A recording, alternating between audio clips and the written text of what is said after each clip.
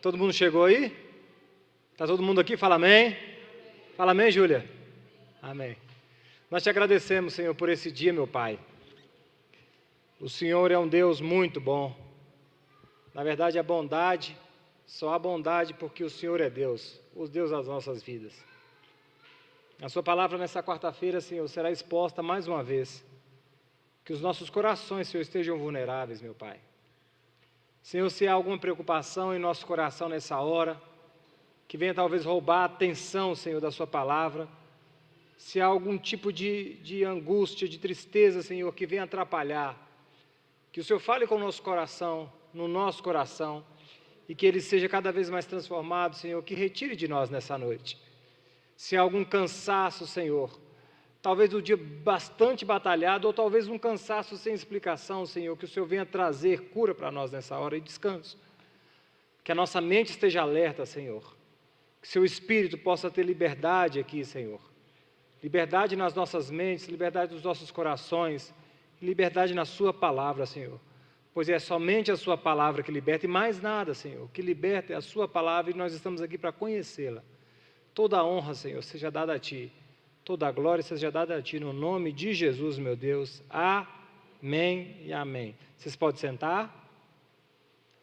Vamos abrir todo mundo Romanos 8. Nós vamos ler hoje do 14 ao 25. Romanos 8, do 14 ao 25. Romanos 8, do 14 ao 25.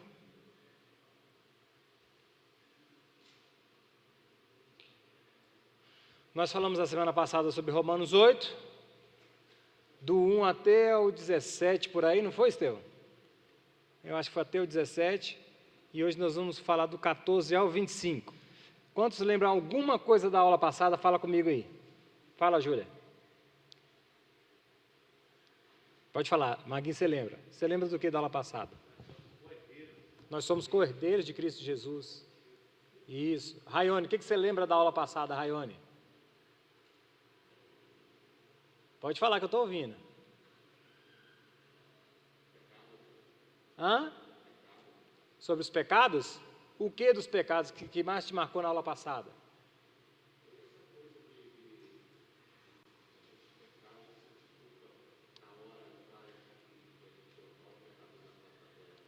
Pecar, sentir culpa na hora e achar que é o pior pecador na hora, na face da terra. E o que acontece quando a gente peca? A gente deixa de ser filho, Raione? Não, né? Isso mesmo. Estevão, o que você lembra da aula passada? A inclinação. Você pende para o lado que você alimenta. Na verdade, a gente já nasceu por um lado, né? Vamos lá, ler todo mundo então aqui Romanos capítulo 8, versículo 14 em diante. Pois todos os que são guiados pelo Espírito de Deus são o quê? Vamos de novo. Aí, irmão, só essa primeira frase aí já dá um... Pois todos os que são guiados pelo Espírito de Deus são filhos de Deus, porque vocês não receberam o espírito de escravidão, para viverem outra vez atemorizados, mas receberam o espírito de adoção, por meio do qual clamamos, Abba, Pai. O próprio Espírito confirma ao nosso espírito que somos filhos de Deus. E se somos filhos, somos também herdeiros, herdeiros de Deus e co-herdeiros com Cristo. E se com Ele sofremos, para que também com Ele sejamos glorificados. Porque para mim tenho por certo que o sofrimento do tempo presente não pode ser comparado com a glória que há de ser revelada em nós. A ardente expectativa da criação aguarda a revelação dos filhos de Deus, pois a criação está sujeita à vaidade, não por sua própria vontade, mas por causa daquele que a sujeitou, na esperança de que a própria criação será libertada do cativeiro da corrupção para a liberdade da glória dos filhos de Deus. Porque sabemos que toda a criação a um só tempo geme e suporta as angústias até agora. E não somente ela, mas também nós, que temos as primícias do Espírito, igualmente gememos em nosso íntimo, aguardando a adoção como filhos, a redenção do nosso corpo. Porque na esperança fomos salvos. Ora, esperança que se vê não é esperança, pois quem espera o que está vendo? Mas, se esperamos o que não vemos, com paciência o aguardamos. Aí deu 14, pessoal? Deu 14? Eu tenho mais um pedacinho. Deu, não deu? É porque eu copiei e colei aqui. Eu acho que está faltando um pedaço aqui. Está faltando o quê? Do 8 ao 14. Eu li o 14?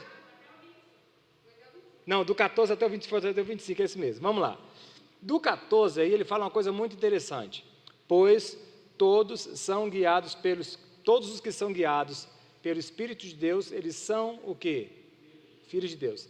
Isso eu falei na aula passada para vocês, sobre essa questão aqui. Todo mundo é filho de Deus? Sim ou não? Não é. Quem é filho de Deus, irmãos? Os guiados pelo Espírito, segundo que Paulo... Mas vamos colocar o primeiro e segundo. Abre para mim aí, João, capítulo 1, versículo 12 e 13. Para que vocês entendam assim, essa é uma base, pessoal. É a base das bases para saber assim, ó, quem é filho de Deus. Não é? Quem achar aí pode ir. Eu vou ler com você. João, quem é filho de Deus? Como é que se torna filho de Deus? E quem é que o Espírito Santo guia que é filho de Deus? Vamos lá, João, todo mundo abre isso aí. Isso é muito importante, gente.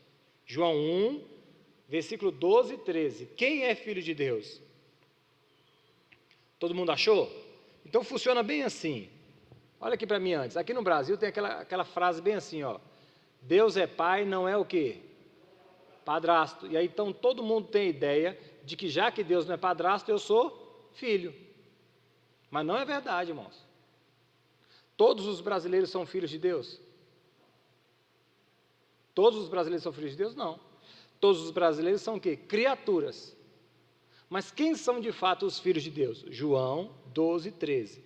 Mas a todos os quanto receberam, deu-lhes o poder de serem feitos o quê? Filhos de Deus, a saber, aos que creem em seu nome, aos quais não nasceram do sangue, nem da vontade da carne, nem da vontade do homem, mas nasceram de quem, irmãos? Nasceram de Deus. Agora olha para mim. Então, se eu quiser nascer de Deus, é assim? Eu quero nascer de Deus. Não, foi Deus que me quis. E talvez você entregou sua vida a Jesus porque Deus te quis e você só recebeu como Senhor e Salvador de sua vida, seu Pai. Até a vontade que você teve de entregar sua vida a Jesus não foi sua. Não foi sua. Então Deus deu um jeito. O Raione sempre conta esse testemunho dele, é muito engraçado, porque o Raione conheceu, lembro da igreja mais ou menos, que lá quando trabalhava, mexia lá no hotel, né, Raione? Aí o Raione viu no fundo do carro Moriá, ele falou assim, Moriá. Aí, como é que é o nome dela? Que te trouxe? Que veio com você aqui? A Cristina trouxe ele, olha para isso. Então, aí as circunstâncias à volta, vai acontecendo um monte de coisa, que a pessoa fala assim, eu fui para a igreja porque minha vida estava assim, assim, assado, fulano de tal, me levou. Tudo Deus. Foi Deus. Foi Deus que vai permitindo as coisas para que você o receba como Senhor e Salvador de sua vida. Então, quem é filho de Deus? Quem é filho de Deus é quem Deus quis que fosse. Pode falar.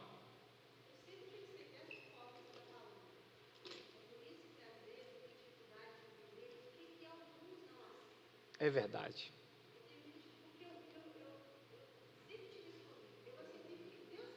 Isso.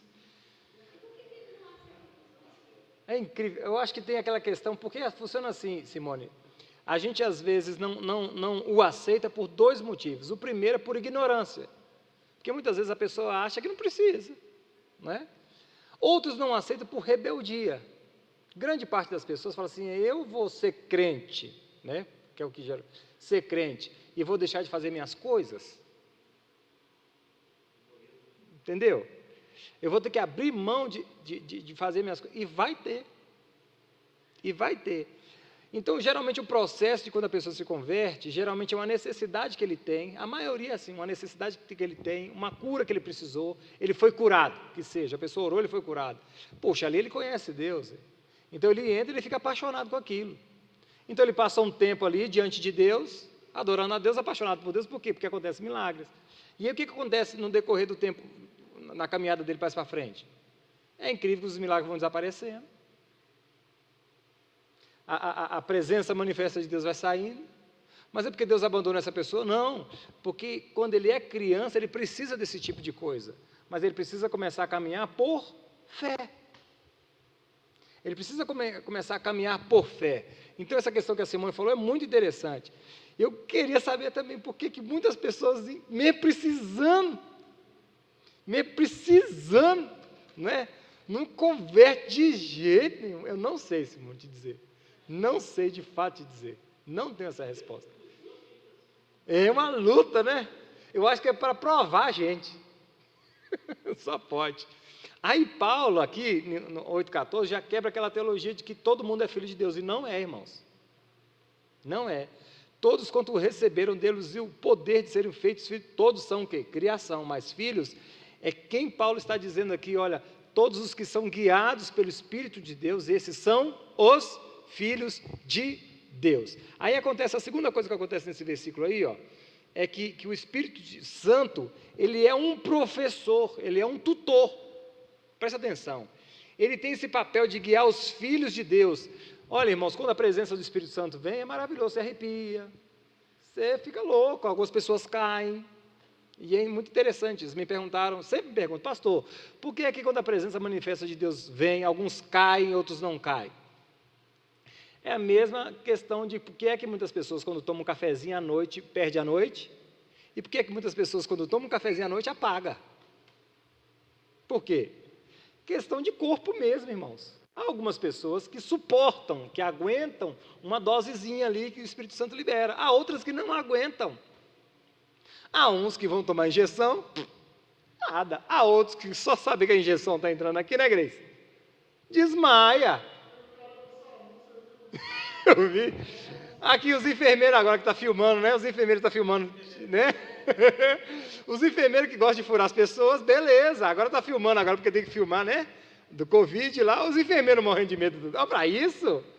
Os enfermeiros desmaiando e dando piti, aquela coisa toda, não é possível um trem desse. Então a presença do Espírito Santo também é assim. Algumas pessoas suportam aquela dose, outras não suportam, mas quer dizer que aquele que suportou não sentiu nada, não, é a reação de cada pessoa. Mas a função do Espírito Santo, de fato, não é nos arrepiar nem nos derrubar. A função do Espírito Santo é o quê? Nos ensinar. Ele é o nosso tutor, que nos guia enquanto nós estivermos aqui na terra nos ensinando. E aí o terceiro ponto, esse terceiro ponto aqui foi maravilhoso, eu não falei para vocês na aula passada. É que com o Espírito Santo é possível a gente ver a nossa nova natureza. Como assim, pastor Hélio?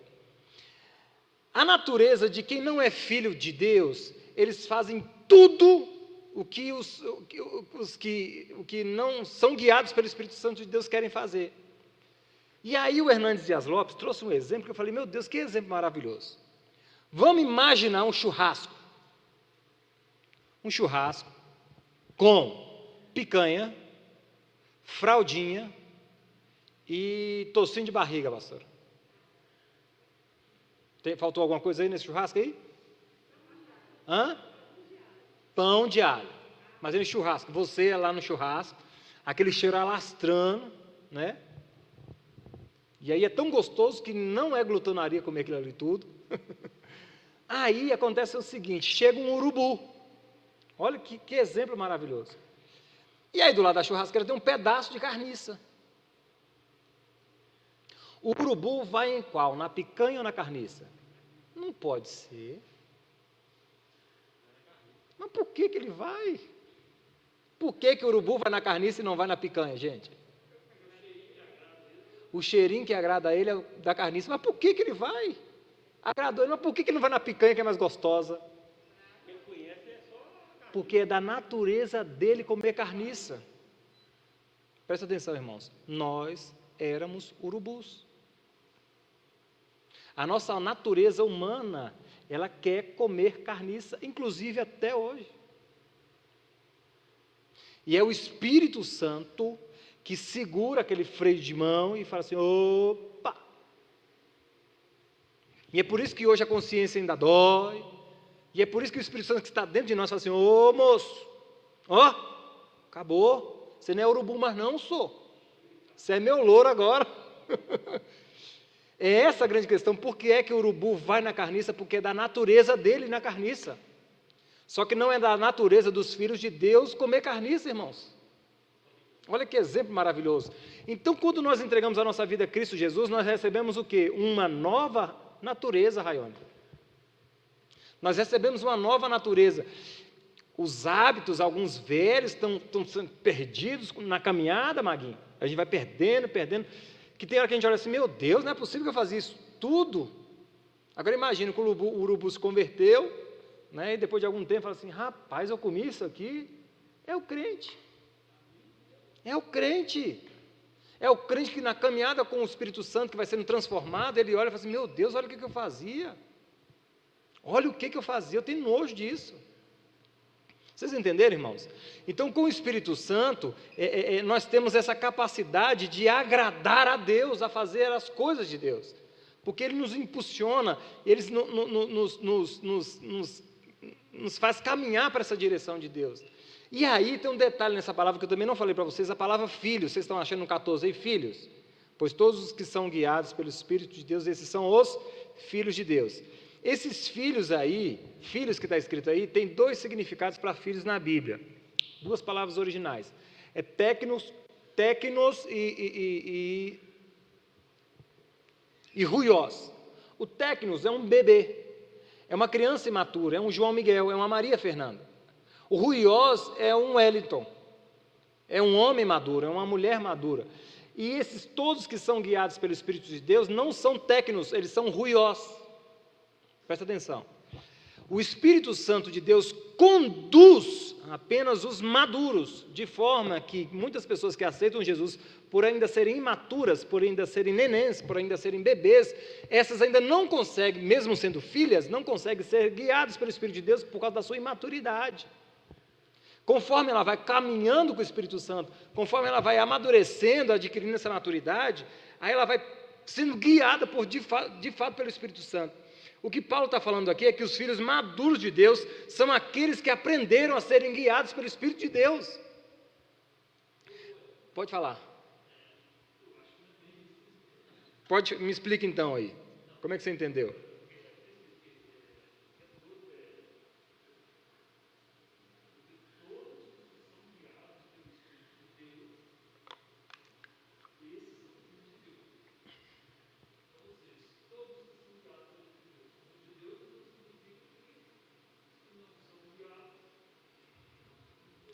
Tem um detalhe aí, o Zé Márcio, que funciona. Maduros, exatamente. Não quer dizer que eles não são filhos. Por exemplo, o João e a Maria, a gente está nessa guerra lá em casa. Eles não entendem por que é que a gente tem certas atitudes com eles. Por quê? Porque eles de fato são imaturos. Então, esses maduros aqui, os que entenderam isso, que o Espírito Santo habita, e que eles começam a perceber, opa, espera aí, não é assim que funciona? Essa maturidade é que permite que eles sejam de fato guiados pelo Espírito de Deus. Só que tem um detalhe mais importante aí, Zé Márcio, que é o seguinte, não é que o guiar aí, o filho maduro, que é guiado pelo Espírito Santo, não é aquele que vive para fazer o que o Espírito Santo está mandando. Olha só, vai parecer uma heresia, mas não é, eu vou explicar para vocês. Vamos lá. Todos os que são guiados pelo Espírito de Deus, esses são os filhos maduros de Deus. Então, quer dizer o quê? Quando a gente lê esse texto, a gente tem a ideia de que eu vou fazer o que o Espírito Santo mandar, não é isso? Presta atenção se não é. Se o Espírito Santo está mandando, eu faço.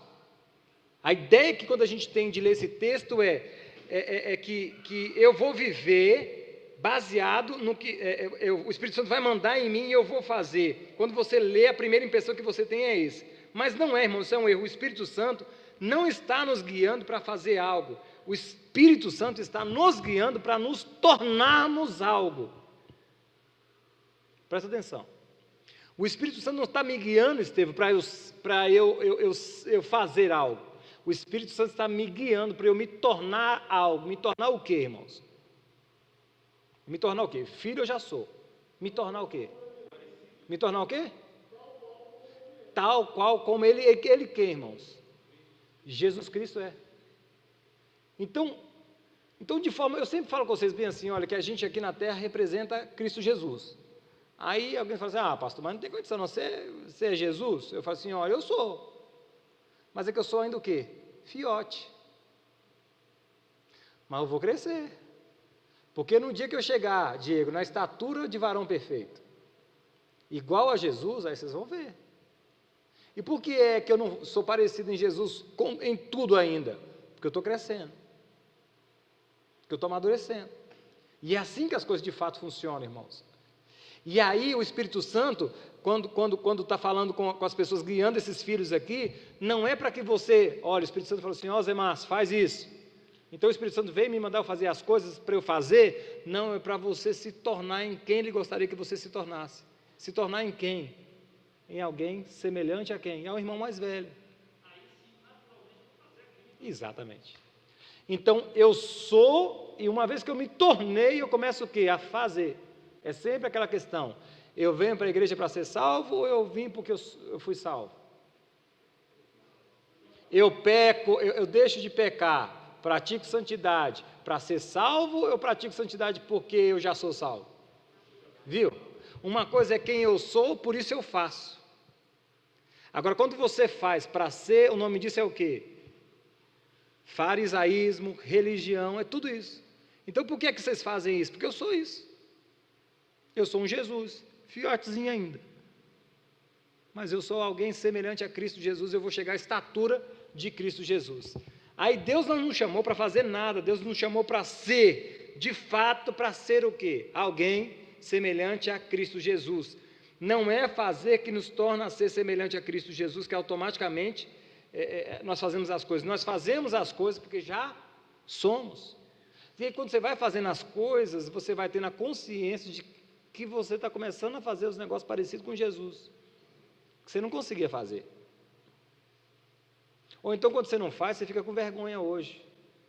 Puxa vida, não fiz. Quando Paulo, aí diz um detalhe muito interessante aqui,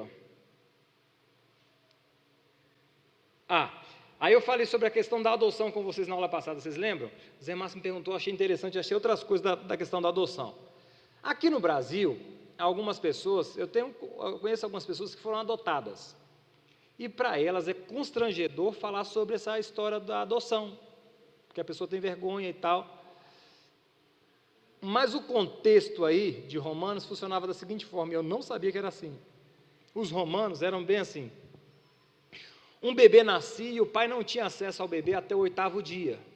Presta atenção. No 8º dia eles iam numa espécie de fórum, de cartório, em que o pai ia, olhava para o bebê e decidia se ia querer o bebê ou não. Então, se eu olhasse, por exemplo, para o João nasceu depois de 8 dias lá no cartório, aí tinha 7 testemunhas. Se eu olhasse para o João e não quisesse o João, eu não registrava o João no meu nome. Eu poderia rejeitar o João. E aí esse sistema também tinha um sistema de adoção. Então, esses meninos que sobravam, o que acontecia com esses meninos que sobravam? Vinham outros homens e os adotava esses meninos. Então, e aí o que acontecia? Esse menino agora não tinha o meu nome, por exemplo, o João não tinha meu nome, mas quem o adotou, pegava o nome de quem o adotou e nunca mais deixava de ser filho. Era da época, assim, os historiadores explicam que era dessa forma. Por isso que o apóstolo Paulo está dizendo bem assim, vocês foram o quê? Adotados. Então, vamos lá. Agora imagina nós todos, os urubuzinhos, o dono olhava e falava assim, quer não. Aí Deus vem e faz o quê? Nos adota como seus filhos. Era terrível, eles eram terríveis.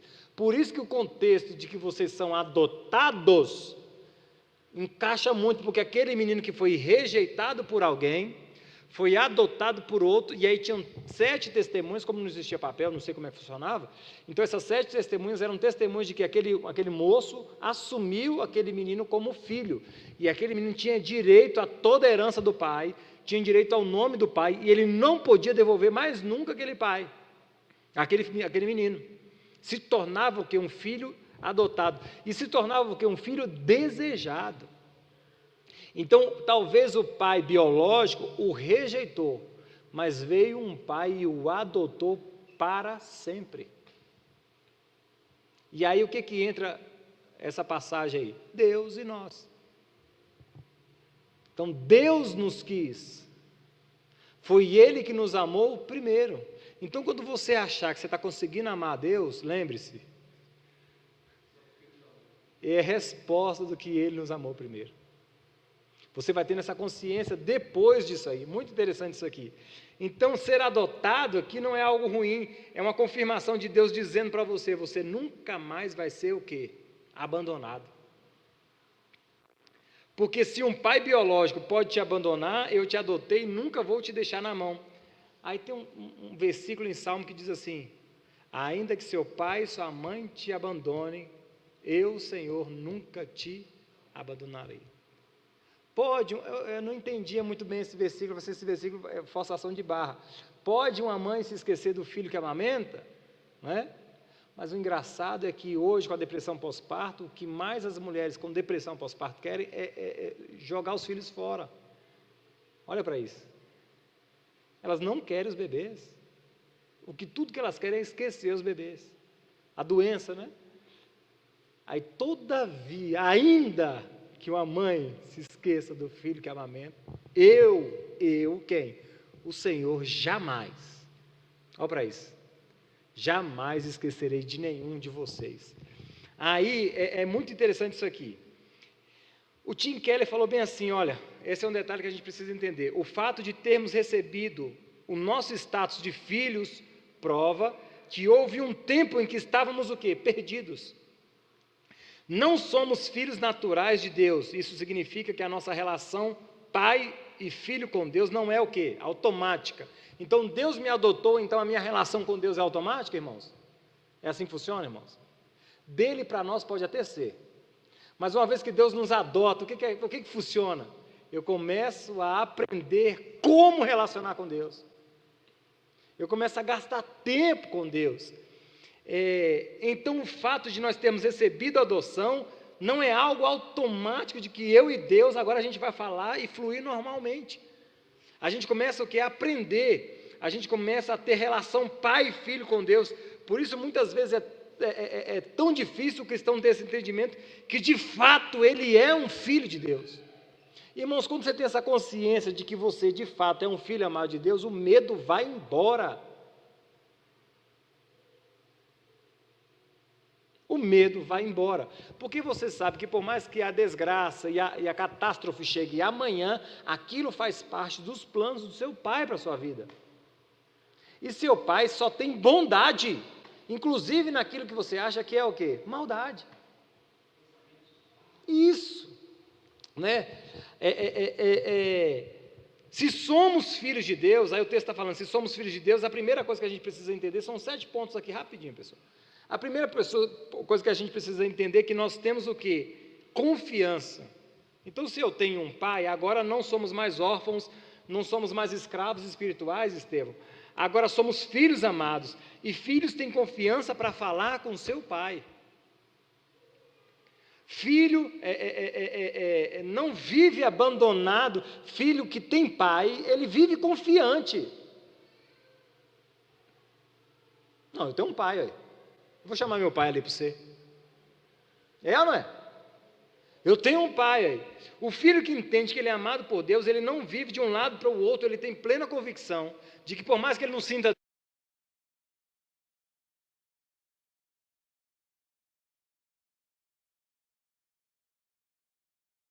me ama. Não parece que Deus me ama, não. Isso aqui eu não faria com os meus filhos, não. Mas eu tenho plena convicção que o quê? Que Deus me ama. Então nós temos o quê? Pelo fato de sermos filhos de Deus, nós temos confiança em Deus.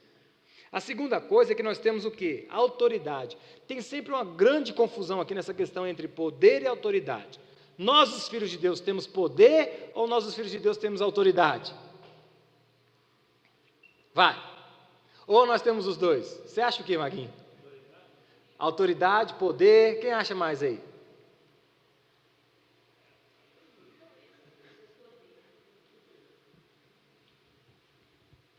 Autoridade, poder, a gente tem o quê? Que poder nós temos, irmãos, se for poder?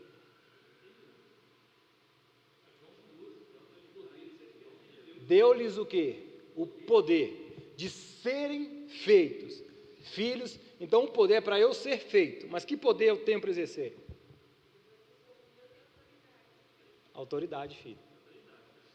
Então funciona da seguinte forma: quem é mais forte, você ou o capeta? Vamos, irmão? Quem é mais forte, você ou Satanás? Satanás. Quem tem mais autoridade, você ou Satanás? De forma que se você mandar, o que tem que acontecer? Isso é poder ou autoridade? Viu? Exatamente. Essa é a grande questão. Então muitas vezes a gente está angustiado por falta do poder, sendo que a gente tem sobre nós toda a autoridade.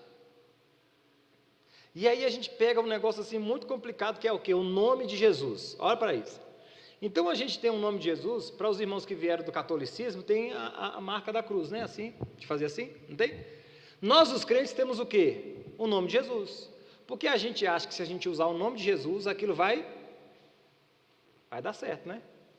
É igual assim, ó, não sei o que, eu orei no nome de Jesus. Se eu falei no nome de Jesus no final da oração, então vai dar certo. É assim que funciona, irmãos? Esse negócio aqui protege, irmãos? Protege? Quando você se benze assim, protege ou não? Então, se eu falar no nome de Jesus, então o negócio vai dar certo? Irmão, é assim. Uma coisa é você dizer o nome de Jesus, e aquilo virou um amuleto para você. Virou um pé de coelho. Virou a nota de $1 na sua carteira. Outra coisa é você entender que você carrega o nome de Jesus. Eu já expliquei para vocês que o nome de Jesus que você carrega é como se fosse uma procuração. Então nós temos que entender o nome de Jesus como Jesus nos passou uma procuração em que nós tínhamos que fazer alguma coisa aqui em nome dele. Então, em nome de Jesus, eu tenho que fazer o quê? Essa é a grande questão. Então, quando você fala no nome de Jesus, e aí? Aquilo que você falou em nome de Jesus, está fazendo no nome de Jesus? Não está, irmão. Se não tiver, irmão. Então, uma coisa é você dizer em nome de Jesus, que aquilo pode ser um trevo de 4 folhas. Outra coisa é você fazer em nome de Jesus. Em nome de Jesus, como se fosse uma procuração. Olha, eu estou fazendo isso aqui porque Jesus mandou fazer isso aqui. E Ele me deu autoridade para isso. Você viu a diferença? Dizer em nome de Jesus e ser o nome de Jesus. Então, quando eu tenho uma procuração que o Zé Márcio passou para mim, eu represento o Zé Márcio. Então, eu uso o nome do Zé Márcio. Então, você está aqui representando quem? O Zé Márcio. Em nome do Zé Márcio. É como se... Isso, Zé Márcio. O Zé Márcio pegou e falou bem assim: olha, Wellington, eu vou te passar essa procuração para você vender meu carro. Então eu vou vender o carro do Zé Márcio em nome do Zé Márcio. Em nome do Zé Márcio eu estou vendendo esse carro. Mas e se eu pego essa procuração e vendo a casa do Zé Márcio, e o Zé Márcio falou para eu não vender a casa dele? Aí eu chego lá para o cara assim: não, mas em nome do Zé Márcio eu estou vendendo. E aí, Zé Márcio? A procuração não me deu poder nenhum para aquilo, e aí? Mas não estou falando em nome do Zé Márcio? Vocês estão entendendo, pessoal? Que uma coisa é em nome de Jesus eu dizer, outra coisa é eu representar o nome de Jesus. Então tem que largar de ser mandinga o nome de Jesus. O nome de Jesus é eu represento, eu carrego esse nome e eu estou fazendo o que Ele me mandou fazer.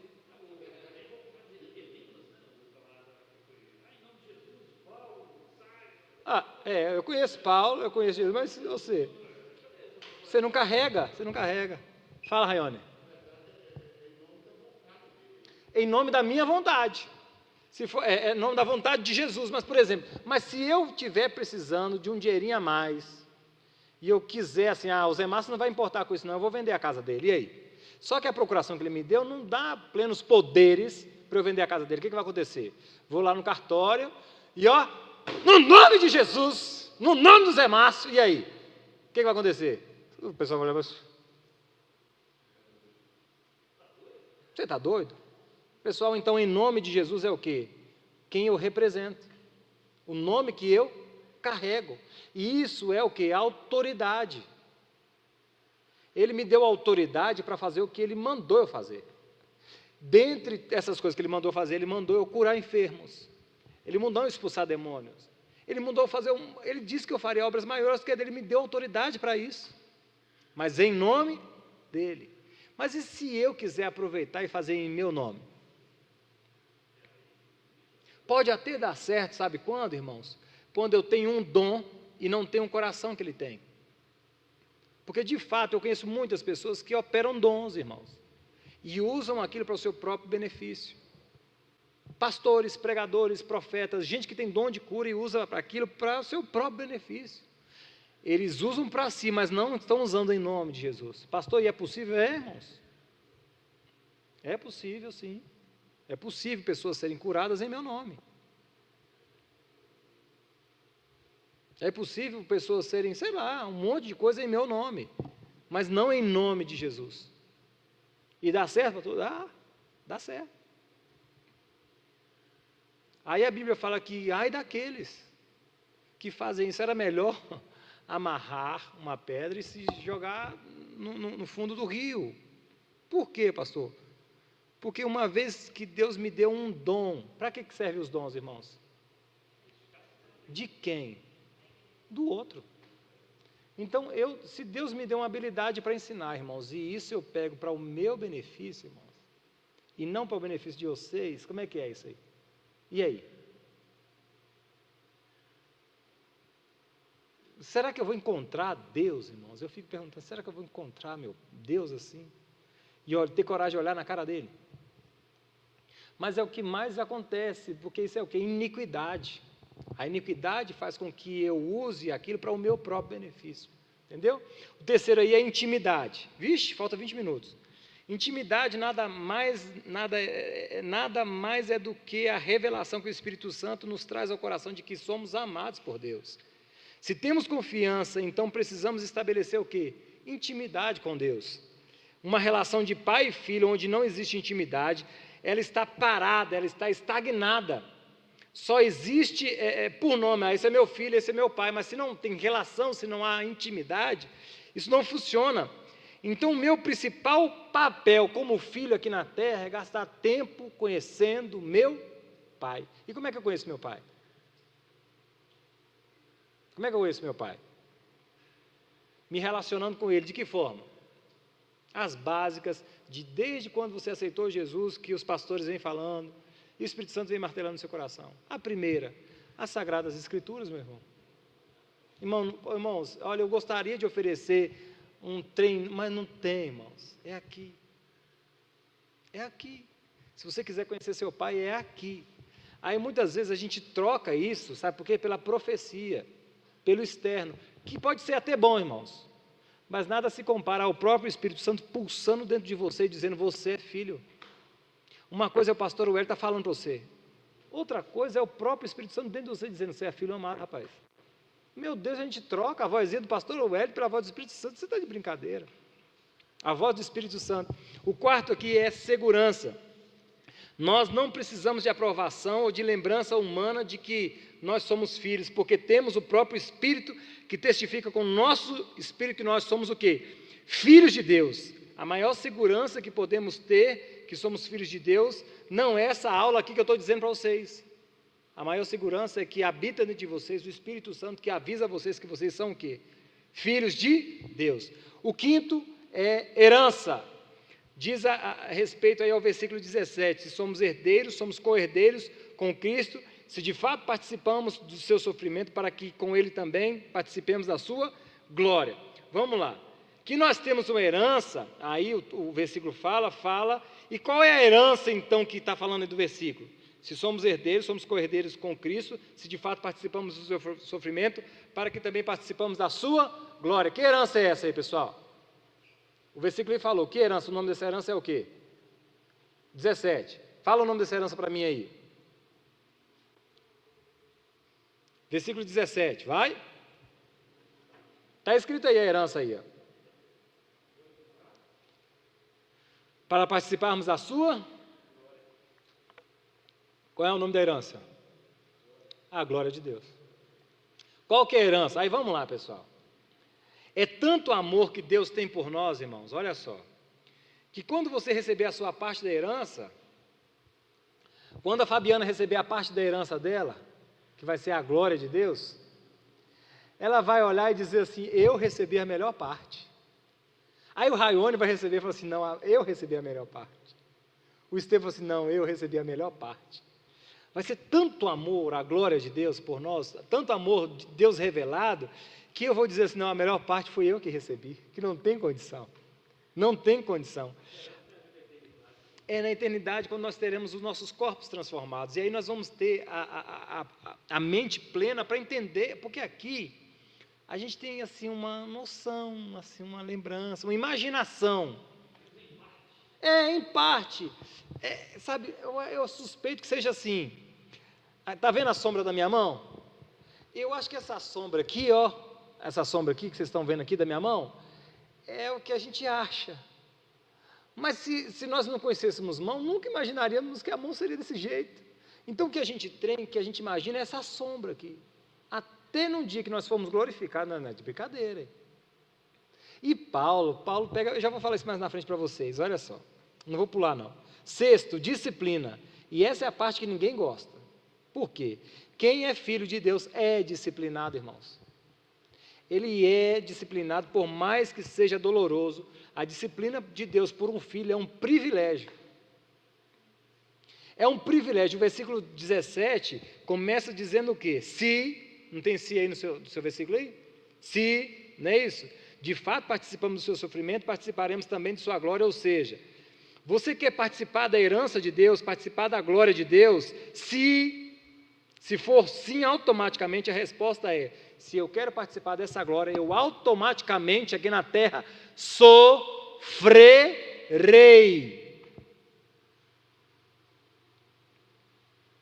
Eu sofrerei. Lê para mim, Zé Márcio, na sua versão, por favor. 8:17. Se somos filhos, somos logo herdeiros, também herdeiros de Deus, co-herdeiros de Cristo.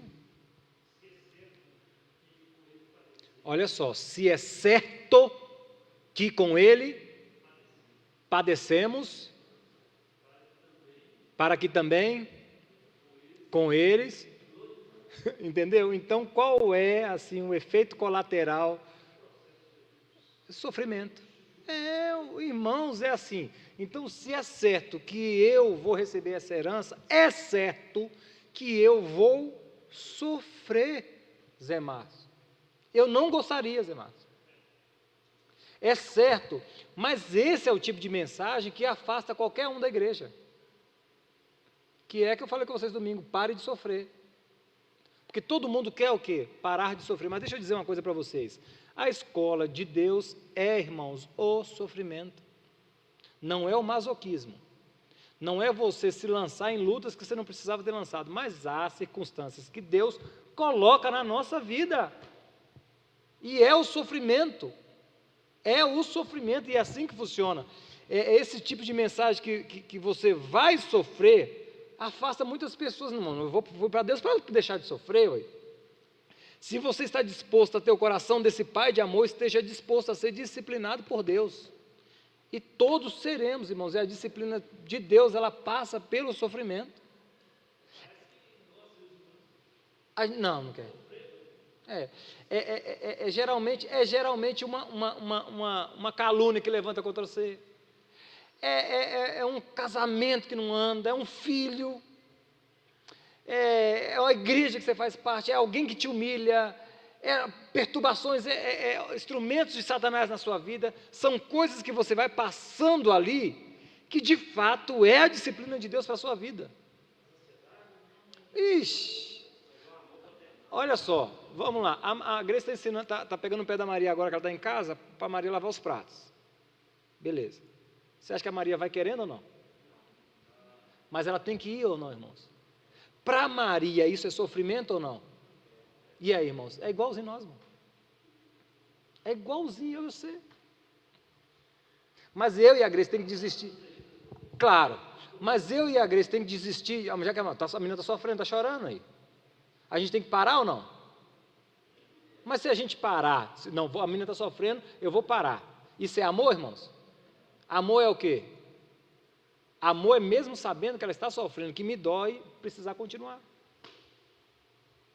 Deus não sabe que está doendo você? Sabe, mas Ele para, irmão? Não para. Por que Deus não para, irmãos? Porque o interesse dele é que você seja igual ao primogênito. Deus não vai parar. Não vai parar. E no mundo vocês terão aflições. Tá bom?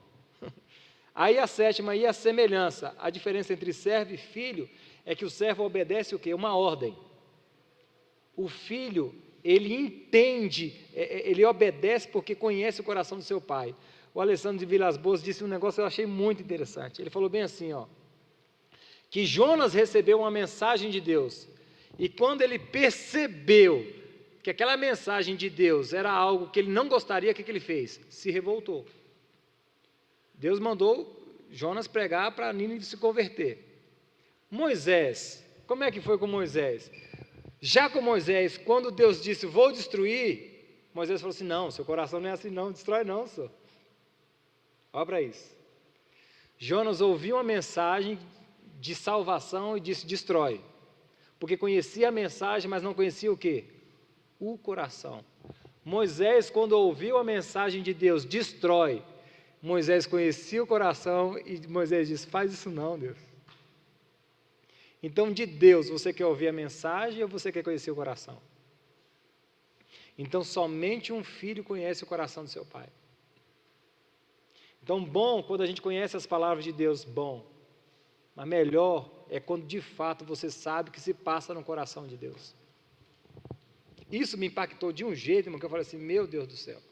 Vamos lá, verso 18 para a gente encerrar. Lê para mim, pastora, por favor, verso 18. 8 e 18.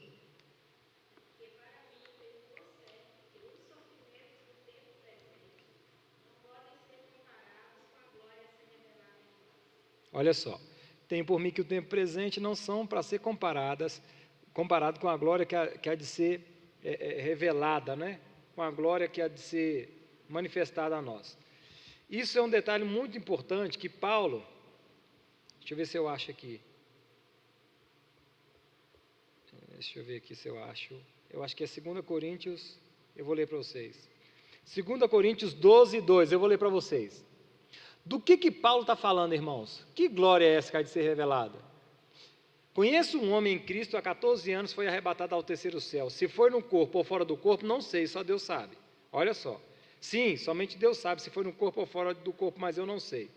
Que tal homem foi arrebatado ao paraíso e ouviu coisas tão maravilhosas que não podem ser expressadas em palavras. Coisa que a nenhum homem é permitido falar. Olha o que aconteceu com Paulo. Sabe esse negócio de olhos não viram? Lê para mim de novo, pastor, aí, o 18.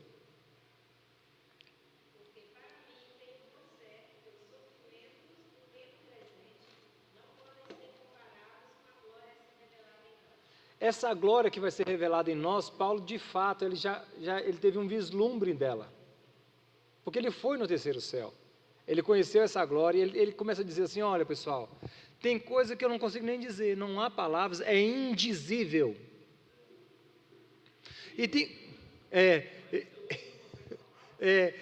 E era o homem mais culto da época. Então não há palavras e tem coisas que eu não posso falar, tem coisas que não dá para falar, tem coisas que eu não consigo explicar.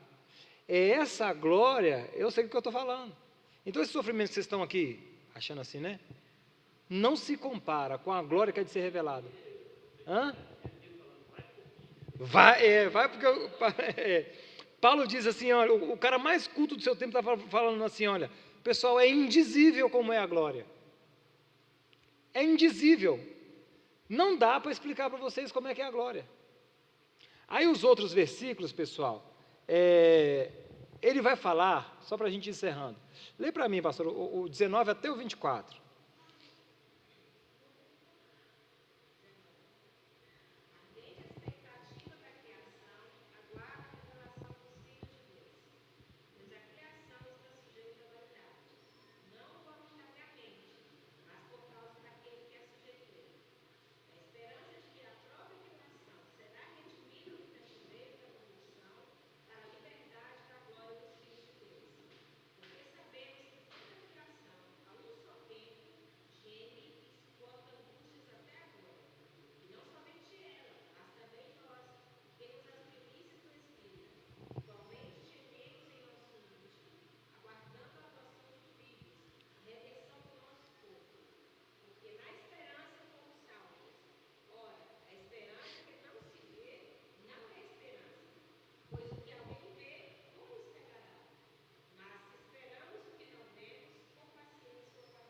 Olha só, pessoal, ele está falando aí que a natureza, ela geme, aguardando a expectativa do quê?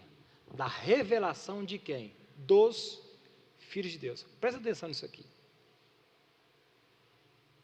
Por que é que a natureza geme, angustiada, em que esse processo que a gente passou de justificação, nós estamos agora na santificação, e ela aguarda o quê? A glorificação. Por quê, irmãos? Pelo seguinte, uma forma boa de se pensar. Que culpa a natureza teve do pecado de Adão? Sobrou para ela. Não tem quando seu pai falava assim, ó, vai apanhar todo mundo e só o pequeno aprontou? Foi a mesma coisa. Foi a mesma coisa. Adão peca e sobrou para quem? Para a natureza. Então, da mesma forma em que nós somos responsáveis por fazer isso pela natureza, nós com Cristo restauraremos a natureza. Então a natureza está angustiada, que ela não vê a hora de nós sermos revelados, de nós sermos glorificados, porque nesse momento nós e Cristo estaremos restaurando a criação inteira. A ardente expectativa, há uma expectativa enorme de que isso aconteça. Pessoal, e isso de fato vai acontecer. Eu sei que muitas religiões falam um monte de coisa, mas as Sagradas Escrituras sabem, falam, e o Espírito Santo que habita em nós testifica com o nosso espírito. Nosso coração arde quando isso é falado. Nós, irmãos, seremos de fato glorificados. Nós somos livres do poder do pecado, e nós seremos livres da presença do pecado. E nós seremos iguais a Jesus. E nós reinaremos com Ele. Portanto, é o que eu sempre falo, fica tranquilo, porque eu e você, nós não vamos conseguir estragar o nosso futuro com Cristo Jesus. Deus nos quer seus filhos, mas Ele não nos quer seus filhos bebês, mimados. Irmãos, Deus não mima ninguém. Deus não está preocupado com o seu conforto, Deus está preocupado com a sua maturidade. E Ele vai fazer de tudo para que você seja um filho maduro, todos nós. Então o texto de hoje que a gente estudou, o foco principal dele é: vocês são filhos de Deus, e é assim que funciona. É dessa forma que funciona. Eu sei que vocês têm uma inclinação assim para urubu, mas lembrem-se, vocês têm o Espírito Santo que não manda vocês fazerem coisas simplesmente por fazer, mas Ele pede que você faça coisas para que vocês se tornem em alguém semelhante a Cristo Jesus. Não é fazer por fazer, é em quem eu me torno fazendo o que eu faço. Vocês entenderam, meus irmãos? Então hoje é isso. O principal de hoje é: vocês são filhos de Deus, e como é que os filhos de Deus são conduzidos nesse processo aqui na terra. Nós estamos na justificação, na santificação ou na glorificação? Santificação. Então bora, vamos ou não vamos? Vamos ou não vamos? Amém, Jesus? Alguém quer acrescentar alguma coisa, tirar alguma coisa?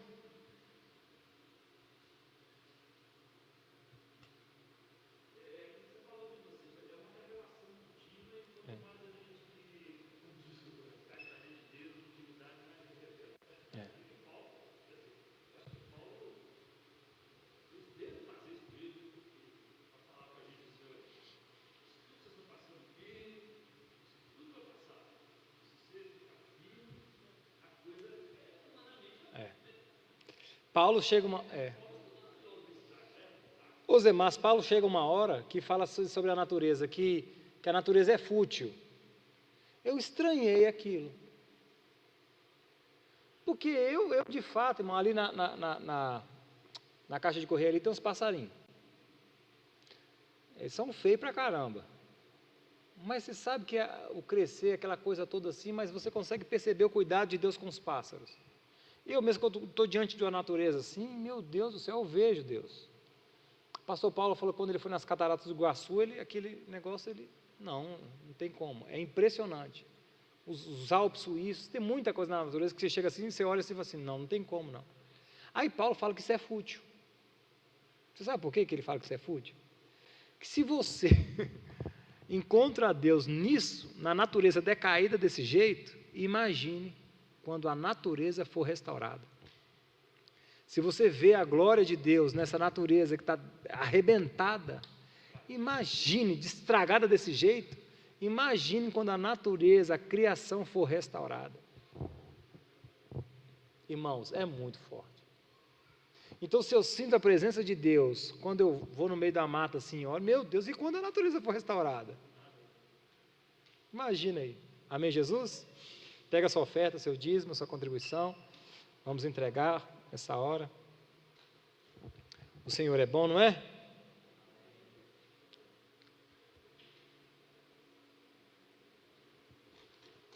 O Senhor é bom e a sua bondade. Vamos ficar em pé todo mundo, irmãos? Vou terminar em ponto, hein? Senhor, nós te damos graças, porque nós somos os seus filhos e estamos aprendendo, Senhor, a todos os dias sermos conscientes da sua paternidade sobre nós. O Senhor nunca nos abandonou e nunca vai nos abandonar. A nossa alma diz que o Senhor abandona a gente. A nossa alma perturbada, às vezes com espírito de urubu, diz que o Senhor abandona os seus filhos e que a gente está à mercê aqui, Senhor, que o Senhor nos abandonou aqui, mas a sua palavra disse que o Senhor nunca nos abandonou. A sua palavra é fiel e verdadeira, Senhor, e nós nos apegamos a ela. Por mais que o nosso coração se sinta só, a sua palavra diz que o Senhor estaria conosco e isso é suficiente. Se o Senhor disse que estaria conosco, isso é suficiente. Eu sei que o Senhor está nos ensinando a sermos filhos, Senhor, mas nos ajuda a ter a consciência disso. Nos ajude a ter consciência 24 horas de que nós estamos aqui na terra, Senhor, passando por esse processo de transformação, de santificação, e que nós seremos tal qual o Senhor é. Nós temos saudade daquilo que talvez nós já vivemos, mas nem lembramos, Senhor. Nós temos saudades da nossa casa, nós viemos do Senhor e nós voltaremos para o Senhor. Nós temos saudade, Senhor. Apressa, Senhor, a tua obra. Que em nós, Senhor, possa ser cumprido a sua vontade, que todas as pessoas que precisam conhecer a Ti, Senhor, conheçam verdadeiramente o Senhor. E que todas aquelas, Senhor, que ainda resistem ao Teu santo nome, Deus, que Seu Santo Espírito possa aquecer o coração de todas elas, que o coração deles venha a ser transformados, esse coração de pedra que venha a ter o coração de verdade, Senhor, e que possam ser transformados e entregar a sua vida a Ti, abandonar tudo aquilo que desagrada ao Senhor. Que todos nós, Senhor, possamos um dia, Pai, e aqueles que ainda não encontraram a Ti, possam encontrar e largar de comer carniça, Senhor, porque nós temos uma nova natureza, e essa nova natureza foi dada através de Cristo Jesus, Senhor. Muito obrigado. Nós oramos por isso, por consciência dessa nova natureza, meu Pai. Revele-a a nós todos os dias. Entregaremos as nossas ofertas nessa hora, entregaremos os nossos dízimos, entregaremos as nossas contribuições, não é porque a gente ganhou com a força do nosso braço, mas porque o Senhor proveu isso. O Senhor proveu todas as formas de nós termos isso aqui. O Senhor proveu o emprego, o Senhor proveu a saúde, o Senhor proveu em nós o cuidado, Senhor, para que nós pudéssemos ter dinheiro, Senhor, para que pudéssemos partilhar, doar, comprar, entregar e ser generosos com Ele, Senhor. E nós te agradecemos por isso. Te agradecemos porque a porta da bênção e da maldição está em minhas mãos, eu que abro a maçaneta, Senhor. Esse ato, Senhor, de entregar generosamente, Senhor, as ofertas e os dízimos, é o que de fato, Senhor, me abençoa, porque eu já sou abençoado. Mas isso abre uma porta enorme, Senhor, de generosidade do Senhor para comigo, Deus. Quanto mais eu entrego, mais o Senhor sabe que eu sou maduro para lidar com isso. Quanto mais eu seguro, mais o Senhor percebe, Senhor, quão imaturo eu sou e quanto domínio o dinheiro tem sobre a minha vida, Senhor. Eu quero ser alguém semelhante a Ti, Senhor, em que possa ter um único Deus, verdadeiro e não mamon como Senhor da minha vida. No nome de Cristo Jesus. Amém e amém. Você pode sair do seu lugar, entregar aqui a sua oferta, o seu dízimo, a sua contribuição, com toda alegria.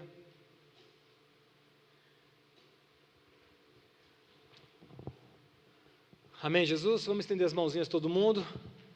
Alguém quer fazer alguma pergunta? Não, né? E que o amor de Deus, o Pai, a graça do Senhor Jesus Cristo e a comunhão com o Espírito Santo esteja com todos vocês, não só hoje, mas para todos sempre, no nome de Cristo Jesus, e todos digam amém. Deus abençoe vocês, tá? Até domingo.